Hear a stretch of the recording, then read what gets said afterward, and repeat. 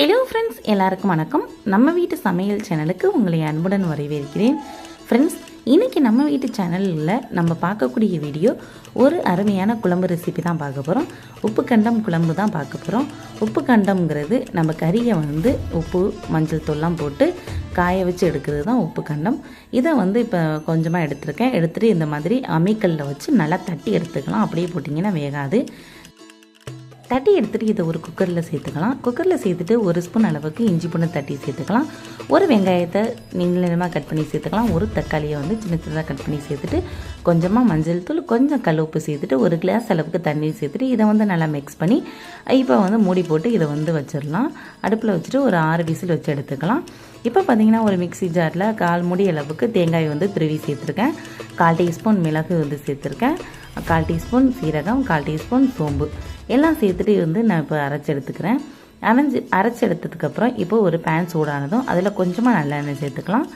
எண்ணெய் நல்லா சூடானதுக்கப்புறம் 1/4 டீஸ்பூன் அளவுக்கு சோம்பு சேர்த்துக்கலாம்.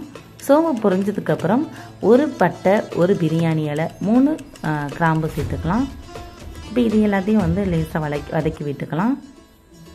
இப்போ ஒரு வெங்காயத்தை இந்த மாதிரி நீளமாக கட் பண்ணி சேர்த்துக்கலாம். வெங்காயத்தை நல்லா வதக்கி விட்டுக்கலாம். வெங்காயம் நல்லா வதங்கிட்டு இருக்கும்போது கொஞ்சமாக கறிவேப்பிலையை சேர்த்துக்கலாம். கறிவேப்பிலையும் சேர்த்துட்டு நல்லா வதக்கி விட்டுக்கலாம்.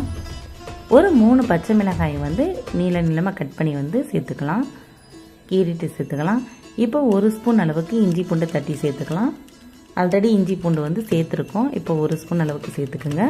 ஒரு தக்காளியை சேர்த்துக்கலாம். நீளமாக கட் பண்ணி சேர்த்துட்டு இது எல்லாத்தையும் நல்லா வதக்கிக்கலாம்.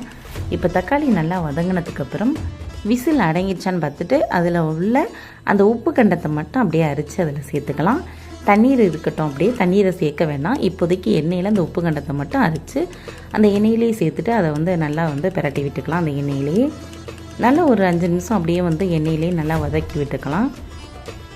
எண்ணெயிலே நல்லா இதை ஒரு 5 நிமிஷம் வதக்கினதுக்கப்புறம் இதில் நம்ம இப்போ மசாலா பொருட்களை சேர்த்துடலாம்.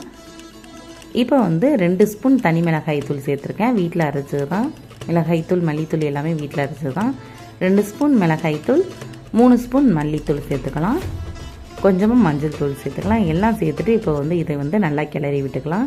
இப்போ இதையும் ஒரு 2 செகண்ட் அப்படியே கிளறி விட்டுட்டு இப்போ நம்ம அரைச்சி வச்சுருக்க தேங்காயை இதில் சேர்த்துக்கலாம். தேங்காயை சேர்த்துட்டு இந்த மாதிரி நல்லா கிளறி விட்டுக்கலாம்.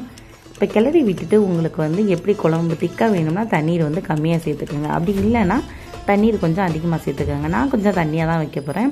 இது தண்ணியாக வச்சு சாப்பிட்டா ரொம்ப சூப்பராக இருக்கும். அதனால் கொஞ்சமாக தண்ணீர் சேர்த்துட்டு இப்போ குக்கரில் இருக்கிற மீதி தண்ணீரையும் சேர்த்துக்கலாம். சேர்த்துட்டு இப்போ பார்த்தீங்கன்னா கத்திரிக்காயும் உருளைக்கிழங்கும் அரிஞ்சு வச்சுருக்கேன். இப்போ நம்ம அரிஞ்சு வச்சுருக்க காய்கறிகளை இதில் சேர்த்துடலாம். கத்திரிக்காய், முருங்கைக்காய், உருளைக்கிழங்கு இதெல்லாம் சேர்க்கலாம். முள்ளங்கி ரொம்ப சுவையாக இருக்கும். இதெல்லாம் சேர்த்தோம்னா காய்கறிகளை சேர்த்துட்டு கொஞ்சமாக தேவையான அளவு கல்லுப்பு சேர்த்துட்டு மூடி போட்டு இப்போ மூடி வச்சிடலாம். இப்போ குழம்பு நல்லா கொதித்து வந்துட்டு இப்போ இது எல்லாமே காயெல்லாம் வெந்துட்டு இப்போ பாருங்கள், உப்பு கண்டம் ஆல்ரெடி நம்ம விசில் வச்சு இறக்குனதுனால அது நல்லா வெந்துச்சு. எல்லாமே ரொம்ப சூப்பராக ரெடி ஆகிடுச்சு ஃப்ரெண்ட்ஸ். இப்போ இறக்கி பரிமாறிடலாம். நான் தண்ணியாக தான் இன்றைக்கி பண்ணியிருக்கேன். ரொம்ப சுவையாக இருக்கும் இது. இப்போ இறக்கி பரிமாறிடலாம். இப்போ பாருங்கள், ரொம்ப ரொம்ப சுவையான உப்பு கண்டம் குழம்பு ரெடி ஆகிடுச்சு. இதே மாதிரி நீங்களும் செஞ்சு பாருங்கள், ரொம்ப நல்லாயிருக்கும். நம்ம வீடியோ பிடிச்சிருந்தால் நம்ம வீடியோவை லைக் பண்ணிவிட்டு நம்ம சேனலை சப்ஸ்கிரைப் பண்ணிக்கோங்க ஃப்ரெண்ட்ஸ். ஓகே ஃப்ரெண்ட்ஸ், தேங்க்யூ, பாய்.